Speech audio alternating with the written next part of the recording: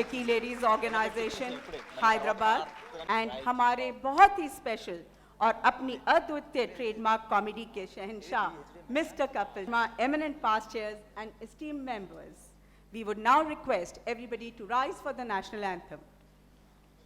I request the photographers to refrain from clicking pictures during the national anthem.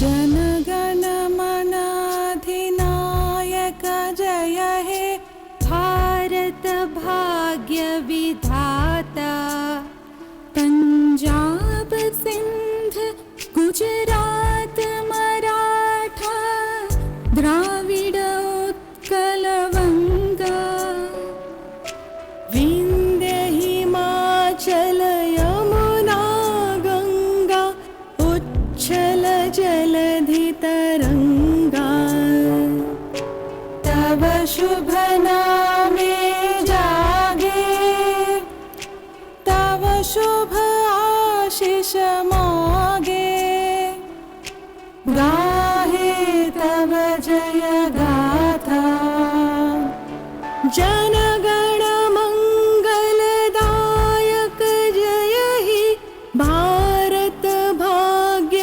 विधाता जय हे जय हे जय हे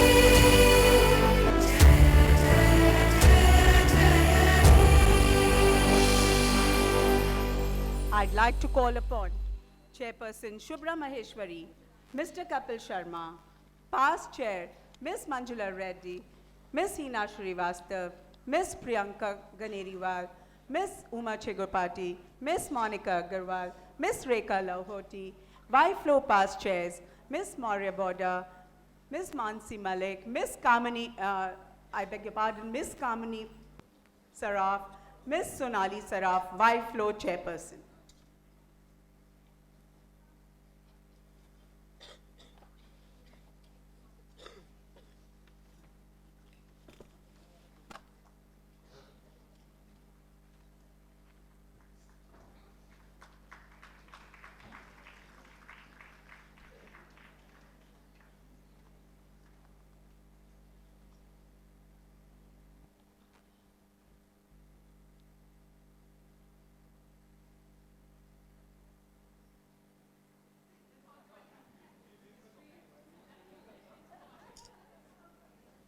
Now, I will give a short introduction about our guest speaker today. Kapil Sharma is a famous Indian comedian, film and TV actor, television presenter, television producer, and a singer. He was born in Amritsar, Punjab. In the year 2007, Kapil emerged as the victor of the Great Indian Laughter Challenge. After this, Kapil won all seasons of the Comedy Circus show from 2010 to 2013. In the year 2013, Kapil started his own comedy show, Comedy Nights with Kapil, under his production, K9 Productions banner. Today, Kapil has become India's most exclusive comedian, making him the most demanded personality for all the broadcasters. He initiated his acting career with Abbas Mastan's movie, Kis Kis Ko Pyar Karu, where Kapil starred in a leading role. His second movie, Firangi, was released in December 2017. In January 2022, he made his OTT debut with his stand-up special, I'm Not Done Yet, on Netflix. One of the most well-known comedians in the nation, ladies, Kapil enjoys a huge following both in India and overseas. While dominating Indian comedy, he keeps on amusing audiences with his wit and humor. Thank you.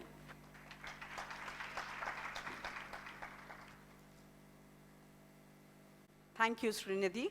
Now, Chairperson Shubhra Maheshwari will address this august gathering. The good afternoon has become good evening.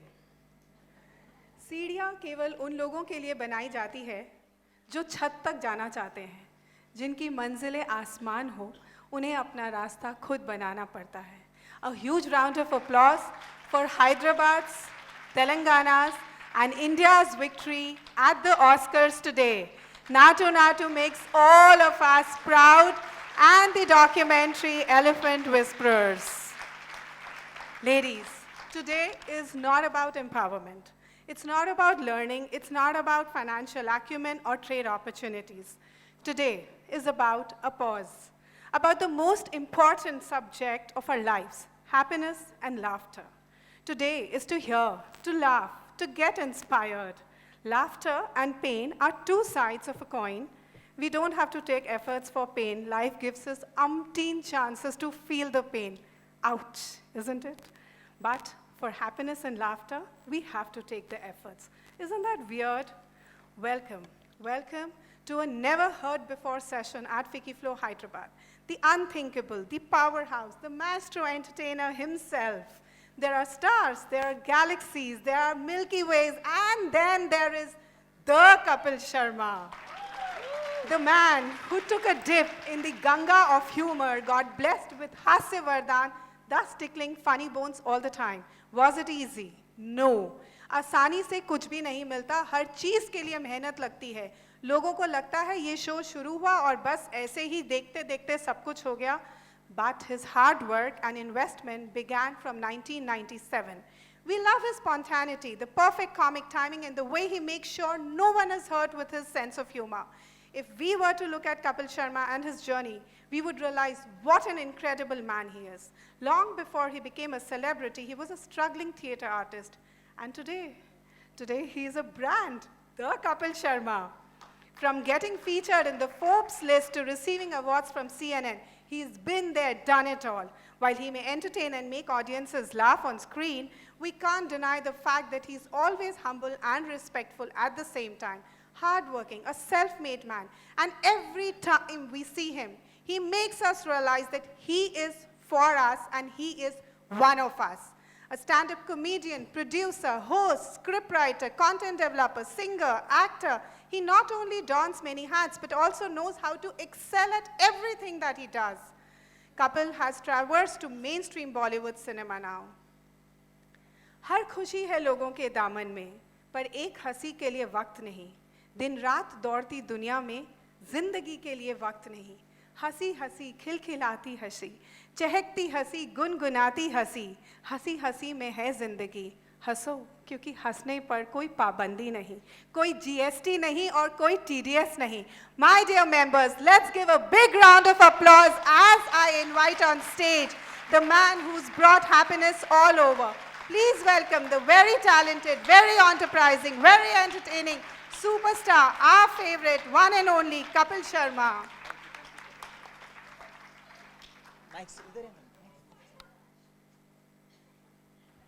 Can we have the memento, please? We started laughing before we began. Huh? He's scared. 400 women.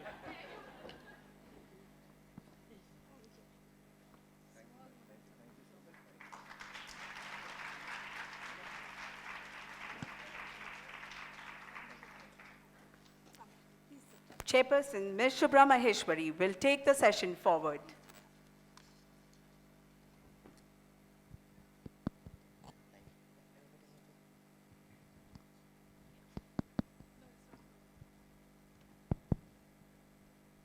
Good evening, and thank you so much for all the love, and thank you so much for your time, और thank you Shubhra ji for having me.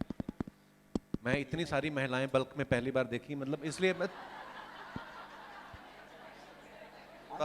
घबराहट हो रही है. इसी को बांट के बात कर लेते हैं.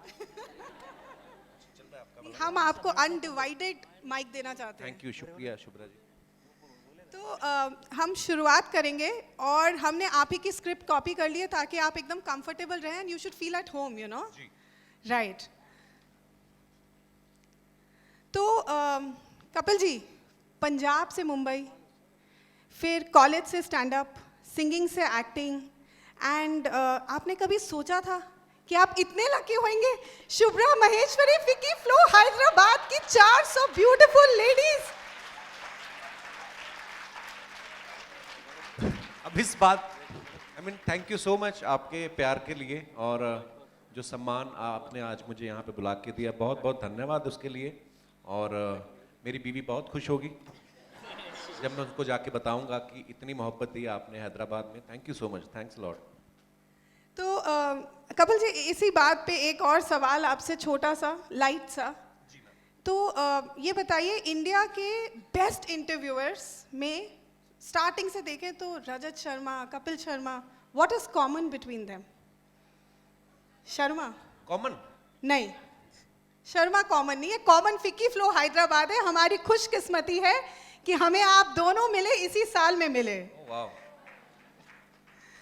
तो कपिल जी, जब आप छोटे थे आप एक फाइटर पायलट बनना चाहते थे, लेकिन पिताजी ने आपको कन्विंस किया कि आपके वेरिड इंटरेस्ट इतने थे, सिंगिंग, राइटिंग, एक्सेट्रा एक्सेट्रा, तो आप एयरफोर्स ना ज्वाइन करें और कुछ और करें। तो आप अपने बचपन के बारे में बताइए, अमृतसर के उन खेतों में लेकर चलिए जहां बचपन जिया। जी मैम, मैं हर कोई अपने लिए अपने जो भी सपने देखते हैं बचपन में हम लोग, मैं भी ऐसे सोचता था। पहले मुझे ये लगता था कि पिताजी पुलिस में हैं, मुझे भी पुलिस में जाना है। फिर जब स्कूल जाते हैं हम, एक म्यूज़िक का शौक़ मुझे लगा, तो फिर मुझे लगने लगा था कि मैं सिंगर बनूंगा। फिर जब कॉलेज गया फिर मैंने थिएटर करना शुरू कर दिया, तो फिर मुझे लगता था मैं एक्टर बनूंगा। तो कॉमेडी जो है ये मैंने कभी नहीं सोचा था, तो ये एक्सीडेंटली हुआ। सो मुझे आप एक्सीडेंटल कॉमेडियन भी कह सकते हैं। तो बस कभी कभी लगता है कि शायद हाँ, पर ये this all things are interconnected, चाहे वो म्यूज़िक हो, चाहे थिएटर हो, एक्टिंग हो। सो कभी ऐसा लंबी चौड़ी प्लानिंग नहीं थी। बस अमृतसर में हम लोग, जिस शहर से मैं आता हूँ, हम लोग बड़ा एक हम्बल बैकग्राउंड से आते हैं, और सोचा था कभी कुछ लाइफ में अपने लिए अच्छा करेंगे कुछ। पर ये नहीं पता था कि ईश्वर ने जो आप निकलते हो जब घर से, तो रास्ते अपने आप बनते जाते हैं।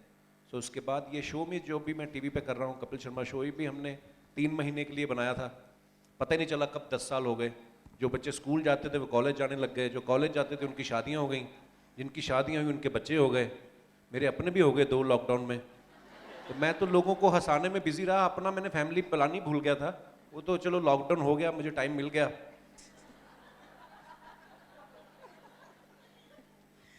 क्योंकि बॉम्बे, जब एक छोटे शहर से कोई नौजवान बॉम्बे आता है तो आंखों में सपने तो अमिताभ बच्चन के ही होते हैं, आते तो सब एक्टिंग करनी है।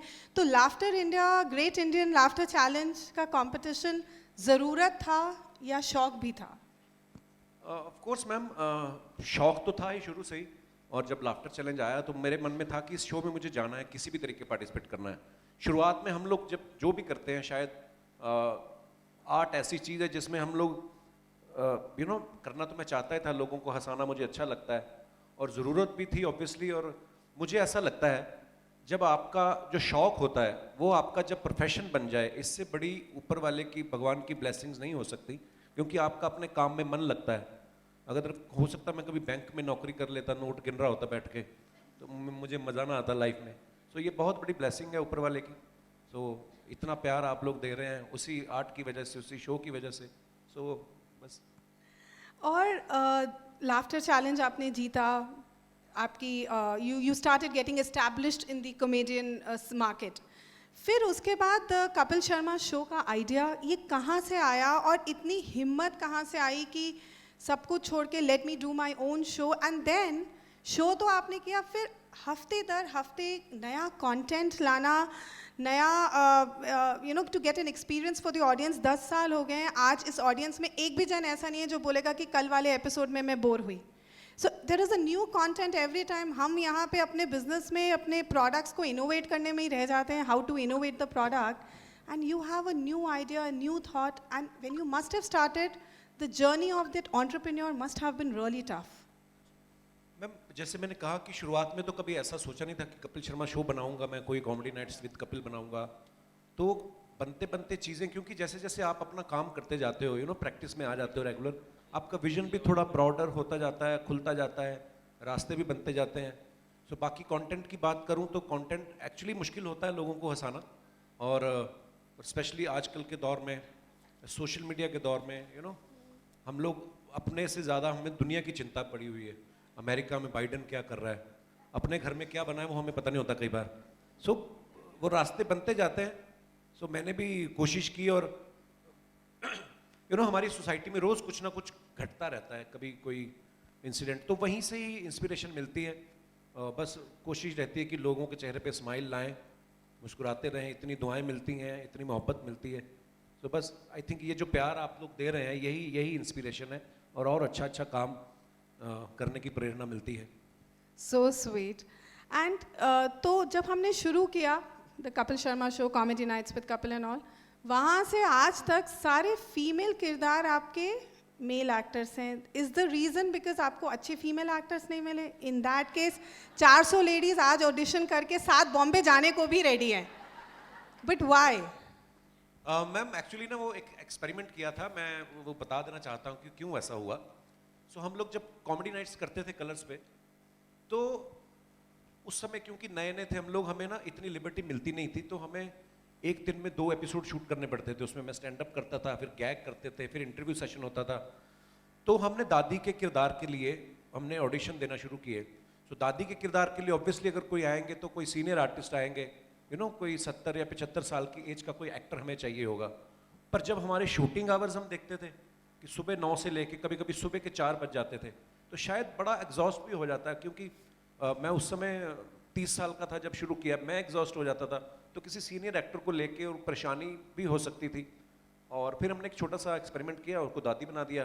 तो ऐसी उछलने कूदने वाली दादी किसी ने देखी नहीं थी, तो लोगों को मज़ा भी आ गया, बच्चों को बड़ा मज़ा आता था।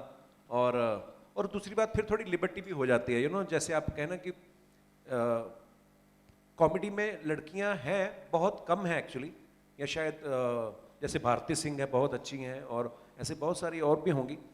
और पर जब लड़का कोई लड़की का किरदार निभाता है स्पेशली कॉमेडी में, एक तो वो वैसे ही हंसी आ जाती है उनको देख के, और दूसरा ये होता है कि थोड़ी लिबर्टी मिल जाती है कि हम लोग एक दूसरे पे पंच लाइन मारते हैं।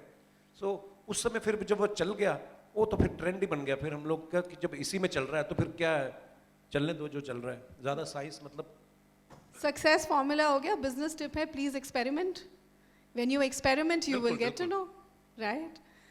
आज के दौर में हंसना मुश्किल है और हंसाना तो उससे भी ज़्यादा मुश्किल है। आपकी ज़िंदगी सफलता के पीक पर ऐसे मुकाम पर भी पहुंची जहां डिप्रेशन, एंग्जाइटी, एक सेटबैक सा भी हुआ, कैंसल्ड शोज़, बहुत सारी अफवाहें, वो 4 लोग जिनके बारे में हम सब ने बचपन से सुना है, वो 4 लोग क्या कहेंगे, उन 4 लोगों ने आपके डिप्रेशन के बारे में बहुत कुछ फैलाया मीडिया में। तो क्यों नहीं हम आप ही से सुने, what setback was it, how did you come out of it and how to take over? Because एक कॉमेडी किंग, एक ऐसा इंसान जो सिर्फ खुशी बिखेरता हो, अगर वो उदास हो तो it's a difficult situation to deal with. जी मैम, मुझे लगता है कि हर एक की लाइफ में ना कभी कोई ऐसा फेस आता है जब वो लो फील करता है या डिप्रेस फील करता है। और मैं जिस शहर से आता हूँ, हमें तो डिप्रेशन का तो हमने नाम ही नहीं सुना था कभी। हमें तो छोटी मोटी चीज़ें पता थी, सर दर्द, पेट दर्द और ऐसी टाइप। तो ये डिप्रेशन होता क्या है ये पता नहीं था। अच्छा, जब बड़ा ही घर पे रहते थे, एक ही कमरे में 4 लोग, हम लोग 5 लोग फैमिली में रहते थे, कभी सोचा ही नहीं इन चीज़ों के बारे में। तो वही जैसे आपने कहा कि लोड ले लेते हैं हम कभी लोग दूसरा, फलाना मेरे बारे में क्या बोल रहा है, सोशल मीडिया का भी इसमें बहुत बड़ा हाथ है। सो हाँ, वो दौर आया, उस समय वो दौर ऐसा लगता है कि बहुत मुश्किल है, नहीं मतलब बहुत बुरा फील होता है। और मैं इसलिए भी इसके बारे में खुल के बोलता हूँ क्योंकि बहुत सारे ऐसे लोग होंगे जो इस समय डिप्रेशन से जूझ रहे होंगे। तो मैं इसलिए भी बात करता हूँ ताकि उन लोगों को पता चले कि ये कोई आपके हाथ में नहीं है। ये जब आप बुरा फील करते हो, और एक फेस है जो निकल जाएगा, जैसे भाई साहब अभी कॉफ़ी रख के निकल जाएंगे। तो दादा थैंक यू। अच्छा, ये क्या ब्लैक कॉफ़ी है? हाँ जी। इतनी ज़्यादा ब्लैक कॉफ़ी नहीं मैंने देखी कभी, शुक्रिया, धन्यवाद। तो पर वो जो जब फेस था, आज आप सारी विमेंस यहाँ पे हैं, तो मैं एक बात शेयर करना चाहूँगा। मेरे उस दौर में मुझे निकालने वाली जो थी, क्योंकि मैं अपनी माँ के साथ शेयर नहीं कर सकता था कुछ चीज़ें, क्योंकि वो बहुत भोली हैं, गांव में पली बड़ी हैं, उन्होंने शायद पहली बार मुंबई मेरे साथ ही आई, तो उनको शायद मेंटल हेल्थ के बारे में उनको पता ही नहीं है कि ऐसा भी कुछ होता है। लाइफ में बड़ा कुछ देखा मेरी माँ ने भी, जब पिताजी चले गए तो एक हाउस वाइफ के लिए 3 बच्चों को पालना। सो मेरी माँ बहुत ही स्ट्रॉन्ग विमन है, मेरी लाइफ की सबसे बड़ी हीरोइन मेरी माँ है। तो मुझे लगता है कि उन्होंने जिस तरीके से हमें पाला पोसा है, जैसी परवरिश की है, पर मैं उनसे ये डिस्कस नहीं कर सकता था। लोग लिखते थे मेरे बारे में कि ये शराब पीने लग गया है, सुबह सुबह ही ये होने लग गया है। मेरी माँ तक कभी कभी न्यूज़ पहुँचती थी तो मैं उसके सामने कभी नहीं बताता नहीं था कि मैं कैसा फील कर रहा हूँ। लेकिन फिर दूसरी महिला जो मेरी लाइफ में आई, मेरी वाइफ गिन्नी, उस समय हमारी शादी नहीं हुई थी, उसने मेरा हाथ पकड़ के मुझे उस शहर से बाहर ले गई। वो मेरा फ़ोन अपने पास रख लिया, मुझे बोला कि तुम्हें क्यों लगता है ऐसा, दुनिया तुमसे इतना प्यार करती है। कहीं यूरोप ले गई मुझे, वहाँ पे मैं सड़कों पे घूमा, खुली हवा में सांस लिया। तब मुझे लगा, जो थोड़े बहुत लोग इंडियन आते थे वहाँ पे घूमने या पाकिस्तान से या जितने भी हिंदी समझने वाले जो हमारा शो देखते हैं, इतनी मोहब्बत मिली। तो मैं पता नहीं किस दौर में अपने आप कभी हो जाता है। जैसे मैंने कहा कि ये अपने हाथ में नहीं होता। सो मेरी वाइफ गिन्नी, उससे मैं दिल खोल के बात करता था, तो वो मुझे उस दौर में से निकालने वाली जो है वो मेरी वाइफ है। और फिर जो सबसे छोटी महिला मेरी लाइफ में आई, मेरी बेटी, अभी 3 साल की हो गई है। सो इनके आने के बाद ज़िंदगी इतनी खूबसूरत हो गई है। सो ऊपर वाले का शुक्र है। पहले पहले मुझे लगता था कि ये कौन लोग होते हैं जो बच्चों के साथ आइसक्रीम खाने आते हैं बाहर ना, तो लेकिन जब आपके अपने बच्चे होते तब आपको समझ में आता है कि यार लाइफ कितनी और ब्यूटीफुल हो गई है और रंग भर गए हैं लाइफ में। सो अभी आपने देखा होगा मेरे कपड़े वपड़े भी थोड़े से पहले से अच्छे होने लग गए हैं।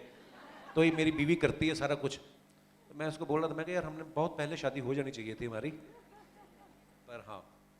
Yeah, truly. Sometimes in life we reach a stage where we don't need motivation, we don't need gyan, we don't need any inspiration. All we need is a break, a dose of laughter, a space of time where the mind gets oblivious of its surroundings and we get a hearty laugh. And we thank you for bringing this hearty laugh to our houses, to our TVs every week. Thank you so much for that. Thank you ma'am. Now, Kapil Sharma, मैं तो कपिल शर्मा बोलती नहीं, मैं तो the Kapil Sharma बोलती हूँ. I add the to a proper noun also. So, Kapil Sharma is now a commodity, a brand. पूरी दुनिया आपकी तरफ देख के खुश होती है. Trust me, even I was not expecting this kind of a response when I released your creative. And I had to call up my mentors and I was like, अब करूँ क्या, मतलब कहाँ पे रोकूँ? The hotel ran out of the chairs. So there is so much of happiness you attach yourself to. What is that legacy? आप क्या छोड़ के जाना चाह रहे हैं entertainment industry के लिए? मैम मुझे ऐसा लगता है कि दुनिया में ना नफरत फैलाने वाले भी बहुत लोग हैं।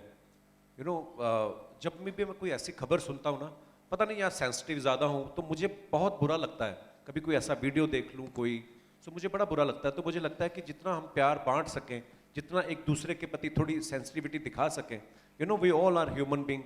सो शायद अगर थोड़ी सी मुस्कुराहट के साथ अगर थैंक यू बोलना, जैसे मैं भी जो ये जो फिल्म की है, मुझसे बड़े लोग पूछते हैं, मैं ज़्यादा फिल्में करता नहीं हूँ, पर वो भी मैंने इसलिए दिल से की क्योंकि एक ऐसे आदमी की कहानी है जो एक डिलीवरी बॉय है, उसका भी एक परिवार है, उसके भी बच्चे हैं, लेकिन हम लोग कभी कभी बड़े इंसेंसिटिव हो जाते हैं कि रेटिंग देने के लिए 10 सेकंड लगते हैं, 5 सेकंड लगते होंगे मुश्किल से, हम उतना भी एफर्ट कभी कभी नहीं करते हैं। पर इतने से एफर्ट से अगर उसको आप थैंक यू बोल देंगे प्यार से, है ना, मैं ये नहीं कहता हूँ कि उसको टिप दें आप, या वो तो मेहनत कर ही रहा है अपने परिवार के लिए। सो इसलिए मैंने ये फिल्म भी करी। और दूसरी बात, मैं चाहूँगा कि ऐसे ही कुछ चीज़ें एज एन आर्टिस्ट, जो लोगों ने मुझे इतना प्यार दिया है, तो मैं भी सोसाइटी को कुछ ऐसी जो कर सकता हूँ एज एन आर्टिस्ट, फिल्मों के माध्यम से, अपने काम के माध्यम से। सो बड़ा अच्छा लगता है मैम जब लोग मुस्कुरा के मिलते हैं। मुझे जितना प्यार मिला है, शायद मैंने बड़ी बार नोटिस किया है, बड़े बड़े जो फिल्म स्टार होते हैं, लोग उनसे पूछते हैं कि आपसे फ़ोटो खिंचवा सकते हैं, मेरे को सीधा ही पकड़ लेते हैं वो। तो ये जो मोहब्बत है ना, बस ये बस मिलती रहे, और जितना प्यार और खुशियाँ बांट सकूं, सो ये ब्लेसिंग है। बाकी मुझे एक बात की बड़ी खुशी हो रही है, एक हॉल में 400 महिलाएं और इतनी शांति। सर 400 से ज़्यादा है, दिस इज 450। जी, आप लोग तभी शायद बाहर थी, हमारा प्रेस कॉन्फ्रेंस अंदर चल रहा था, तो बाहर से आवाज़ें तो आ रही थी। तो एकदम से मैंने देखा जब इतनी सारी महिलाएं आई, मैंने कहा वाओ, मतलब बहुत अच्छा, आज तो प्रोग्राम में मजा आने वाला है। आप सबके पति कहाँ हैं आज? सब छोड़ के आई हैं। हमने एकदम क्लियर इंस्ट्रक्शंस दिए थे, when it is with Kapil we don't want the spouses around. बस वो एक मेरा बेटा जरूर आके बैठ गया है बीच अच्छा में। जी। आपके पति भी वैसे बाहर ही घूम रहे हैं, मुझे मिले थे। देखिए वो प्रीमियम प्लैटिनम स्पॉन्सर है ना साल के, अच्छा, तो हम थोड़ी ओके, इज्जत दे देते हैं, कोई बात नहीं। तो कपिल जी, एक सफल कलाकार के कंधे पे एक बहुत महत्वपूर्ण सामाजिक जिम्मेदारी रहती है। अब आप वो ज़िंदगी नहीं है कि आप कहीं पे भी कुछ भी कर लें, बिकॉज हर पल वो चार आंखें आपको देख रही हैं। तो समाज के प्रति आप अपनी कला से क्या बदलाव लाना चाहते हैं? मैम, टेक्निकल हो गया। जैसे आपने बोला कि हाँ जिम्मेदारी तो रहती है, और आजकल पता नहीं कौन किस चीज़ से गुस्सा कर जाए ये भी नहीं पता है। सो हम तो जिस परिवार से आते हैं, जहाँ से आते हैं, अमृतसर शहर से, वहाँ पे हमने हमेशा एक दूसरे के साथ हंसी मजाक ऐसी ही ज़िंदगी देखी है। अब पर बड़े शहरों में आके आप देखो, पता नहीं किस चीज़ की टेंशन लेके लोग घूम रहे हैं।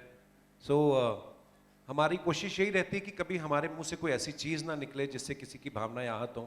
हमेशा हमारी इंटेंशन जो है वो अच्छी ही रहती है। और बाकी मज़े की बात यह है कि मैं आपका मेन सवाल भूल गया।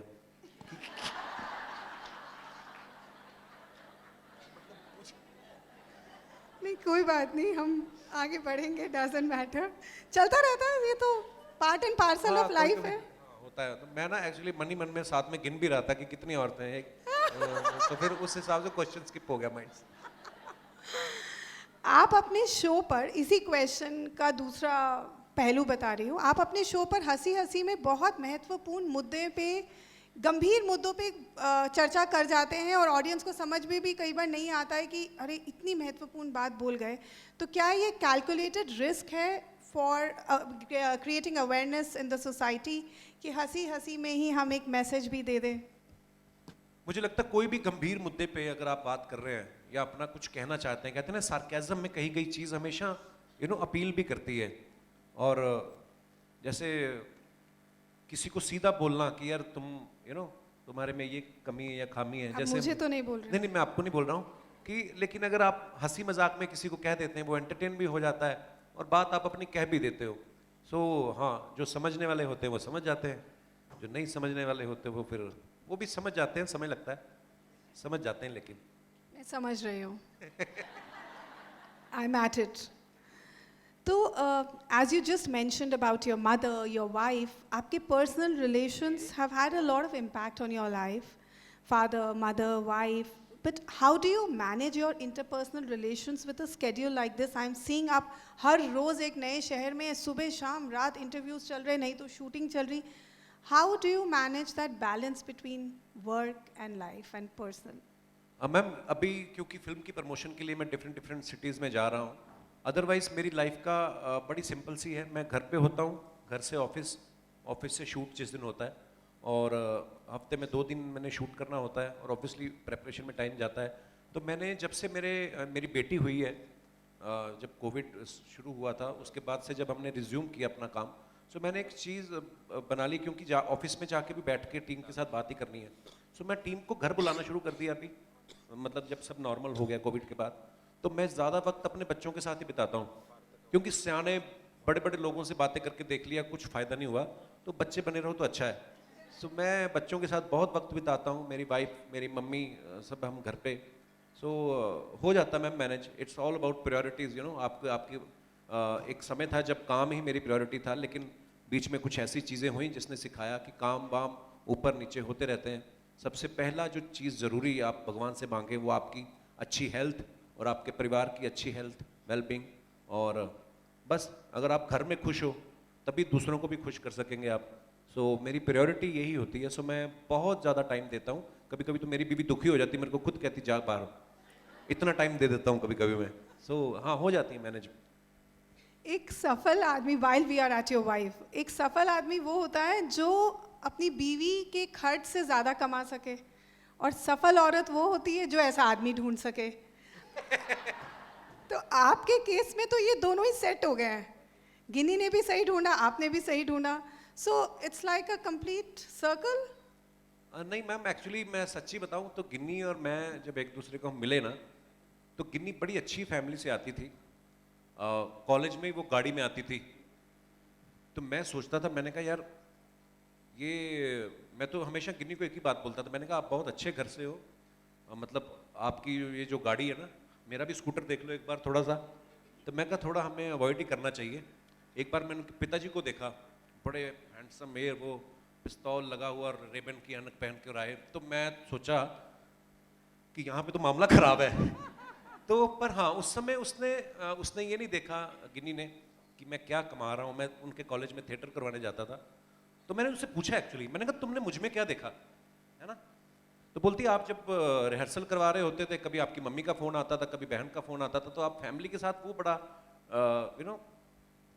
कनेक्टेड है। तो मुझे ये लगा कि बंदा अपने फैमिली का कितना ध्यान, मैं कहा अच्छा तो इतना सोच चुकी थी, मतलब हम तो इतना सोचते नहीं, लड़कियों की ऑब्जर्वेशन बहुत मतलब गहरी होती है। सो हाँ, तो जिस इंसान ने आपको उस वक्त आपका हाथ थामा हो जब आप कुछ नहीं कर रहे हैं, स्ट्रगल कर रहे हैं, सो जब कुछ आप अचीव कर लेते हो, 4 पैसे अच्छे कमाने शुरू कर दिए, सो फिर मैं उनके पिताजी के पास गया। मैं कहा जी अब तो काम ठीक है, हमने भी आपके जैसी गाड़ी ले ली है। तो सो उन्होंने बड़े प्यार से सपोर्ट भी किया।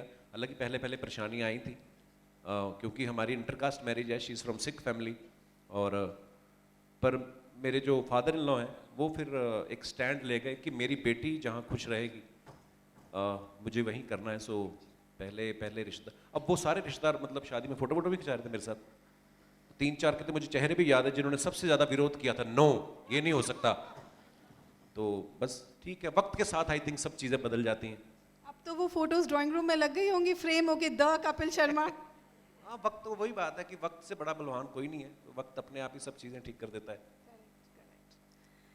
2 पंक्तियाँ।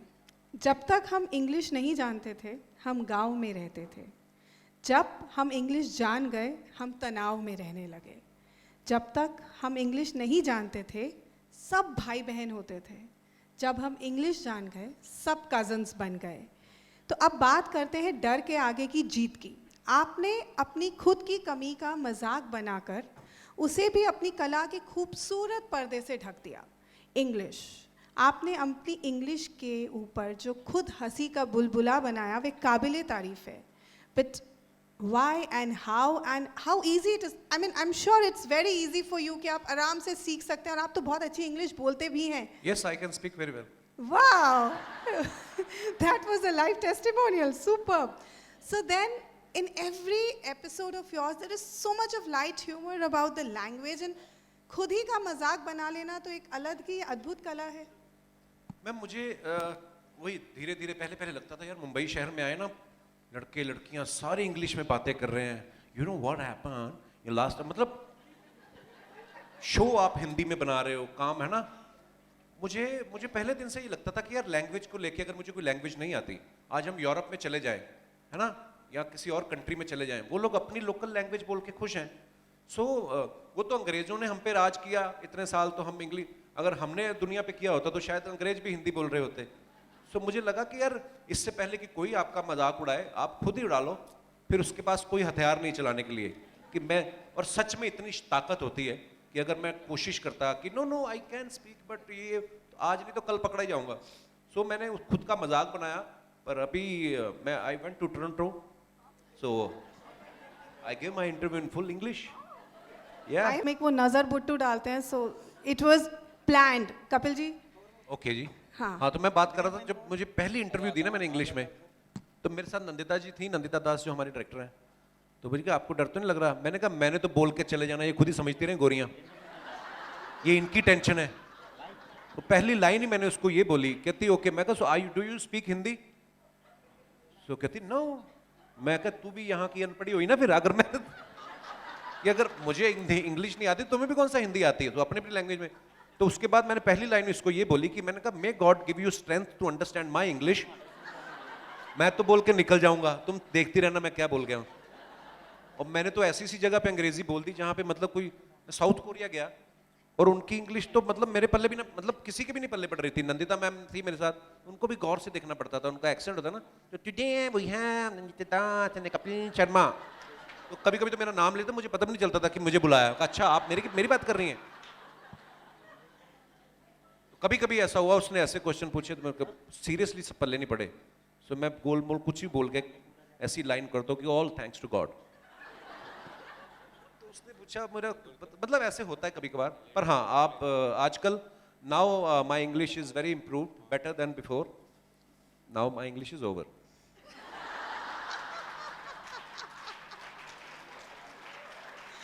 No doubt you are the best. No doubt. Thank you. So there was a time comedy and hasi and khushi Indian संस्कृति में हमेशा से थी. It was a part of our सभ्यता. And I remember as a child, पापा हमको वो हास्य कवि सम्मेलन में लेके जाते थे, and I used to love them. And then came Kapil Sharma, who packaged comedy into a very glamorous product. You know, suddenly comedy got another avatar. So how? And I would say ये तो branding, आप हमें branding का एक lesson भी दे सकते हैं इसमें. मैम वही है कि हंसाना हंसना सबको अच्छा लगता है और आप बिलीव नहीं करेंगी मेरे मम्मी पापा जब मैं छोटा था वो आपस में जब लड़ते थे ना वो इतनी फनी लड़ाई होती थी उनकी तो लड़ना मतलब वो एक दूसरे को जो भी बातें करते थे तो मैं उनको देखता रहता था हमारे कल्चर में हम पंजाबी लोग या तो कुछ नहीं करते या सीधे प्रधानमंत्री बनते बीच वाला मसला ही कोई नहीं तो हमेशा से वही देखा हमारे कल्चर में भी देखा तो हाँ मतलब जब कोई बात करते हैं आप लोग सामने से हंसते हैं मुस्कुराते हैं तो अच्छा लगता है और कई बार मेरे साथ ऐसे एक्सपीरियंसेस हुए हैं मैम आप बिलीव नहीं करेंगे एक लेडी आती थी हमारे शो पे हर 3-4 महीने बाद वो दिख जाती थी मुझे बुर्का पहन के आती थी वो और जो उनकी ड्रेस दुबई साइड से कहीं तो आती थी वो हमेशा आती थी और कुछ ना कुछ मेरे लिए गिफ्ट लेके आती थी मैंने फिर 2 बार उनको बोला मैम प्लीज़ आप गिफ्ट मत लाया करें मुझे अच्छा नहीं लगता आप मिलने आती हैं बहुत अच्छी बात है 3-4-5 विजिट जब उन्होंने की ना 6ठी विजिट पे मैंने उनसे पूछा आप ये जो अटायर पहनती हैं मतलब बड़ा अच्छा लगता है आप कहाँ से हैं उन्होंने बोला कि मैं दुबई से आती हूँ तो मैंने कहा आप मुझे लगा था शायद मुंबई में रहती हैं आप बोलती नहीं मेरे बेटे को कोई प्रॉब्लम था कैंसर का तो वो ट्रीटमेंट के लिए आती थी टाटा मेमोरियल हॉस्पिटल में तो क्योंकि वो बहुत दुखी थी अंदर से बहुत अपसेट थी शायद तो वो इसलिए जब भी आती थी हमेशा मेरे शो पे आके उन्होंने 2 घंटे बैठ के जाना शूट देख के चले जाना तो वो जब मैं मुझे लगा यार मैं भगवान ने शायद मुझे बनाया इसलिए है कि मैं लोगों के चेहरे पे मुस्कुराहट ला सकूं वो औरत बेचारी उनको कितनी शायद एक माँ का बच्चा जब बीमार होता है उस पर क्या बीतती है वो वही जान सकती है सो वो जब आके थोड़ी देर के लिए भूल के हंसती थी और ऐसे बड़े सारे इंसिडेंट होते हैं मुझे बहुत सारे लोग मिलते हैं बहुत सारे कैंसर के पेशेंट आते हैं जो कह रहे हैं कि यार हमें डॉक्टर ने बोला है कि हमारी लाइफ ज़्यादा नहीं है पर हम जितनी भी है हम हंसी खुशी काटना चाहते हैं जब ऐसे लोगों से मिलता हूँ ना मैं अब अगर किसी इंसान को पता चल जाए कि वो 6 महीने या साल या उसके बाद भी जब वो आके सामने आके बात करे कि हम तो लास्ट तक जब तक है हम ऐसे ही हंसते मुस्कुराते रहना चाहिए फिर वो जो एनर्जी आप में अंदर आती है ना वो चीज़ फिर बड़ी प्रेरणा देती है मैं बहुत बार होता हूँ थका होता हूँ कभी दिल नहीं भी करता उठ के जाने को पर जब ऐसे लोगों से मिलता हूँ फिर मुझे लगता नहीं यार पहले मैं अपने लिए काम करता था अब मुझे सबके लिए करना है सो बस यही है So sweet, amazing, amazing. तो अब आप एक बात बताइए आज हमारे देश का कोई भी कलाकार हो सिंगर हो डांसर हो एक्टर हो कोई भी नया कुछ भी लॉन्च करने जा रहे हो तो सबसे पहले कपिल शर्मा शो पे आ जाते हैं एंड मैं तो पिक्चर ही नहीं देखती जो कपिल शर्मा शो पे प्रमोट नहीं हुई हो अच्छा जी हाँ तो आप अपनी पिक्चर प्रमोट करने हमारे पास आ गए मुझे एक्चुअली ना मुझे ट्रैवलिंग बहुत पसंद है मैम घूमना फिरना नए लोगों से मिलना पर जब से हम बिजी होते मतलब पहले तो कितना ट्रैवल करते थे अमृतसर से जलंधर से दिल्ली से मुंबई लोकल ट्रेन में घूमना ऑब्जर्व करना चीज़ें और वही सब चीज़ें के अपने एक्सपीरियंस से सुना के मैंने वो अपने शो में लोगों को एंटरटेन किया है अब जबकि उसकी और ज़रूरत है घूमने फिरने की तो मौका ही नहीं मिलता है उसी 4 दीवारी में स्टूडियो घर से स्टूडियो नए लोगों से जब तक आप मिलेंगे नहीं नया ह्यूमर कैसे जनरेट करेंगे सो मुझे हैदराबाद आना बहुत अच्छा लगता है इस साल मैं काफ़ी साल बाद आया हूँ हैदराबाद और फिर जब ऐसे खूबसूरत चेहरे इतने प्यारे लोग मिलते हैं आपको कॉम्प्लीमेंट देते हैं सो किसे अच्छा नहीं लगता बड़ा अच्छा लग रहा है मुझे बैठ के इतने सारे खूबसूरत चेहरे सर तो एनुअल विजिट बुक कर लीजिए हमारे तो अगले 2-3 साल के चेयरपर्सन यहीं बैठे हैं मैं क्या आप जब बुलाएंगे हम हाजिर हो जाएंगे मैम आप जब भी बुलाएं प्लीज़ तो इस नोट पे आप ये बताइए अब आप मूवीज़ बहुत सीरियसली कर रहे हैं आपकी 2 पिक्चर्स आ चुके हैं ये तीसरी in between I read there was a Punjabi movie also so ये जो मूवी है it is very non Kapil Sharma picture very serious it's with a subject very serious, very authentic, the delivery boy. Tell us something about it and more importantly, how Nandita Das happened. सच सच बताइएगा बिल्कुल। जी जी, जब ये trailer आया ना तो लोगों को बड़ा शॉकिंग था, शॉकिंग इन टर्म्स ऑफ, क्योंकि वो 15 साल से मेरे दांत ही देख रहे हैं हमेशा। लोगों ने कहा कि कैसे आप सीरियस हो गए। मैंने कहा मैं सीरियस आदमी हूँ, सीरियसली करता हूँ चीज़ें, हर चीज़ पहली बार होती है। मतलब मैंने शादी भी कभी नहीं की थी, तो ये सोच के कि नहीं मैंने तो कभी शादी की नहीं है, मैं नहीं कर सकता, मतलब हर चीज़ पहली बार होती है। और मैम ये टीवी में आने से पहले हम लोग थिएटर में बहुत सीरियस प्लेस करते रहे हैं। और दूसरी ये बात कि मैं टीवी पे अच्छा कमा रहा हूँ, अच्छा फेम है, अच्छा प्यार मिलता है लोगों का, बहुत अच्छा है सब कुछ। फिल्म में मैं तभी करता हूँ जब मुझे लगता है कि दिल को कोई चीज़ छुए। तो ये जब कहानी लेके आए ना नंदिता जी, उन्होंने, बड़े सारे लोगों ने मुझसे पूछा आप इस कैरेक्टर में घुसे कैसे। मैं कहा इस कैरेक्टर से तो मैं कभी निकला ही नहीं, क्योंकि मैं खुद ही इस दुनिया से आता हूँ। I use to work for Coca Cola, I use to work for STDPCO, उन दिनों होते थे, आजकल तो मोबाइल आ गए हैं। सो मैंने छोटे छोटे कई काम किए हैं। और हम सबको कहीं ना कहीं वो जो होता है कि आप 400-500 रुपये महीने पे काम कर रहे थे उन दिनों, PCO STD पे या कुछ भी, तो कई लोग ऐसे होते हैं जो थोड़े रूड होते हैं किसी के साथ। तो मैंने वो चीज़ें फेस की हैं कहीं ना कहीं। तो जब उन्होंने ये कहानी के बारे में मुझे बताया, तो मुझे लगा कि यार अगर हमारे इस तरह का सिनेमा जो है इसको और प्रमोट करना चाहिए, ऐसी कहानियाँ और आनी चाहिए। हमारे हिंदुस्तान में आपको भी पता है कितने लोग हैं जो कितनी मेहनत करके बेचारे, कई तो ऐसे हैं जो सारा दिन कमा के शाम को खाने का इंतज़ाम करते हैं। तो ऐसे लोग जो अपने परिवार के लिए कुछ कर रहे हैं, उनके सर्वाइवल के लिए, वो सारे हीरोज़ हैं। आज हमें भगवान ने थोड़ी लग्जरी दे दी, आज हमें हमारी ज़रूरत से ज़्यादा हम कमा रहे हैं, लेकिन वो लोग जो बेचारे रोज़ दिहाड़ीदार हैं या मजदूरी करते हैं, उनको ज़्यादा नहीं तो आप एक रिस्पेक्ट तो जो वो डिज़र्व करते हैं वो देनी चाहिए। तो ये कहानी का मकसद ही यही है। कई बार हमारी ज़िंदगी को आसान बनाने में बड़े सारे लोगों का हाथ होता है। स्पेशली कोविड में हम लोग थोड़े से बड़े सेंसिटिव हो गए थे। कोई डस्टबिन उठाने आ रहा है तो उनके ऊपर फूल फेंक रहे हैं, तालियां बजा रहे हैं। जैसे कोविड खत्म हुआ फिर हम अपनी अपनी लाइफ में बिजी हो गए। सो ये कहानी मैंने इसलिए की मैम कि मेरा मन था कि ऐसी ऐसी कहानियाँ और आगे आएँ और लोगों तक पहुँचें, अच्छा सिनेमा भी अप्रिशिएट हो, और जो लोग जो आपकी ज़िंदगी आसान बनाते हैं, चाहे आपके घर में काम करने वाले लोग हैं या जो भी, सो उनको एक मुस्कुराहट के साथ थैंक यू बोलना हम लोग शुरू कर दें, तो ताकि वो भी गर्व के साथ अपने घर जाएं, अपने बच्चों के साथ जब वो खाना खाएं तो उनको ये ना फील हो कि हम कोई छोटा काम कर रहे हैं या कम काम कर रहे हैं। सो बस ये इसलिए दिल से निकला मैम, इसलिए ये फिल्म की, और भी आगे भी करेंगे। और उम्मीद है कि शायद हमारी इस फिल्म से अगर एक आदमी की भी अगर कोई सोच बदले तो हम समझेंगे कि हम कामयाब हुए। आप अपने कोविड के एक्सपीरियंस के बारे में भी बताइए। उस फेज में आपने शो को कैसे, I think yours was the almost the first show जो वापस बाउंस बैक करके आया था, तो how did you manage that period? वही मैम, जब फर्स्ट कोविड का शुरू हुआ ना, जब पहला लॉकडाउन लगा तो शो बंद करना पड़ा ऑब्वियसली, क्योंकि लोग आ नहीं सकते थे।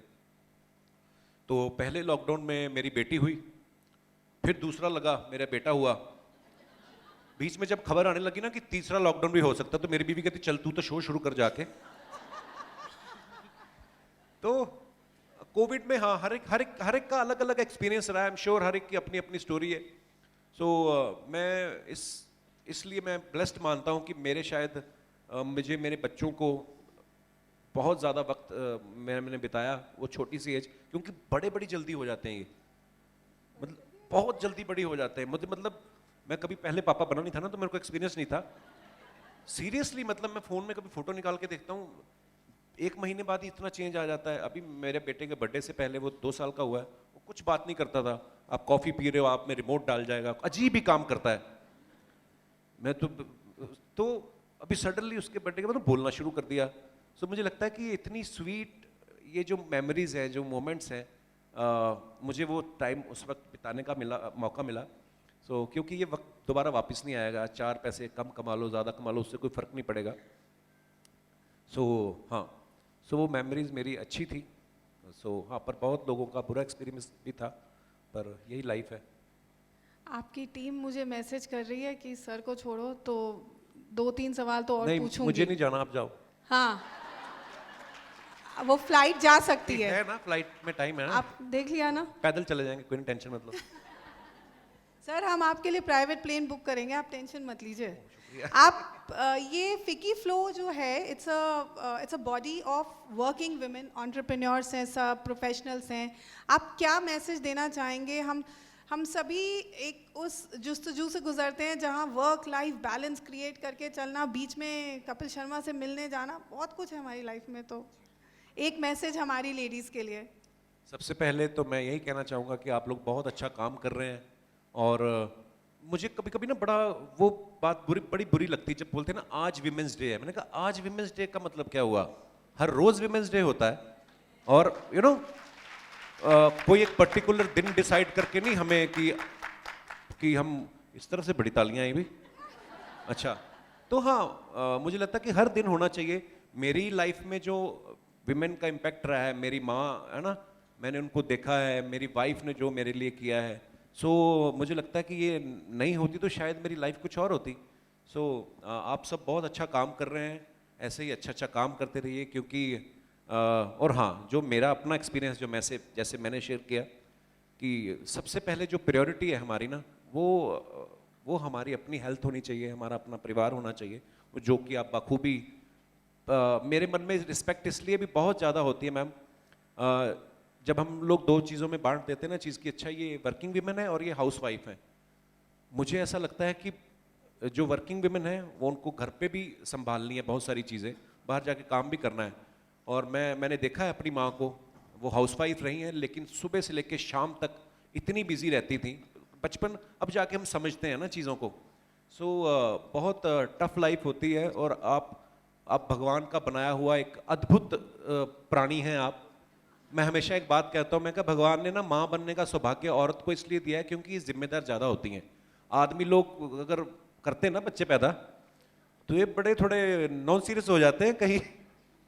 सो ये जो सौभाग्य भगवान ने आपको दिया है, और हमेशा ही एक हम बात कहते हैं कि औरत जो होती है उसके बिना घर ही नहीं है एक्चुअली। सो वो मकान कहलाएगा, घर नहीं। सो आप सबको ढेर सारा प्यार, ढेर सारी शुभकामनाएं, और थैंक यू सो मच मुझे यहाँ पे बुलाने के लिए, और बड़ी खूबसूरत बातें की आपने मैम, और ढेर सारा प्यार दिया। आप लोग ऐसे ही अच्छा काम करते रहें। सर संगीत और आपका बहुत ही खूबसूरत रिश्ता है। आप अपने शो पे कोई मौका नहीं छोड़ते गाना गाने का, तो आज क्यों छोड़ेंगे?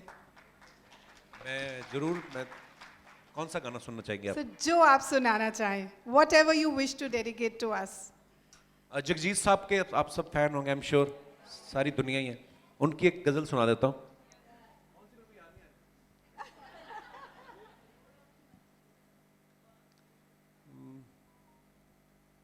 तुम इतना जो मुस्कुरा रहे हो सुना देता हूँ, वो अच्छा है। तुम इतना जो मुस्कुरा रहे हो, तुम इतना जो मुस्कुरा रहे हो। थोड़ा सा डिले दे देंगे दादा इस पे, थोड़ा सा डिले। हेलो हेलो, थोड़ा सा डिले, रिवर्ब। हेलो हेलो, हाँ। तुम इतना जो मुस्कुरा रहे हो, क्या गम है जिसको छुपा रहे हो। तुम इतना जो मुस्कुरा रहे हो, आंखों में नमी हंसी लबों पे, आंखों में नमी हंसी लबों पे, क्या हाल है क्या दिखा रहे हो, क्या हाल है क्या दिखा रहे हो, क्या गम है जिसको छुपा रहे हो, तुम इतना जो मुस्कुरा रहे हो। Thank you. क्या बात है, क्या बात है। वी आर नॉट डन, हम आपकी दूसरी टिकट कराते हैं, आप आज रुक के जाइए। जी आपके प्यार के लिए बहुत बहुत धन्यवाद। पर ये घूर रही है मुझे महिला, मेरी हाँ, जिंदगी मेरी टीम में है, ये छोटी सी लड़की सर है। आप पर रिलीज करो उसको, देखो यहाँ से कितनी सारी आ जाएंगी टीम में। इनको भेजो, फ्लाइट मिस हो जाएगी, इनको रवाना करो। मैं अभी जो बात कर रहा था ना जिम्मेदारी वाली, की लड़कियां ना बहुत जिम्मेदार होती हैं। आप देखो मेरी टीम में ना, इसीलिए ये लड़कियां, क्योंकि ये आपको भागने नहीं देती, पीछे पड़ के काम करवा लेती हैं। और अभी भी पीछे से मुझे इशारे कर रही है, क्या कर रही है, फ्लाइट है। तो जी बहुत बहुत धन्यवाद मैम, शुभ्रा जी। जी जी हाँ जी अच्छा जी थैंक यू सर। आप वो मसीहा हैं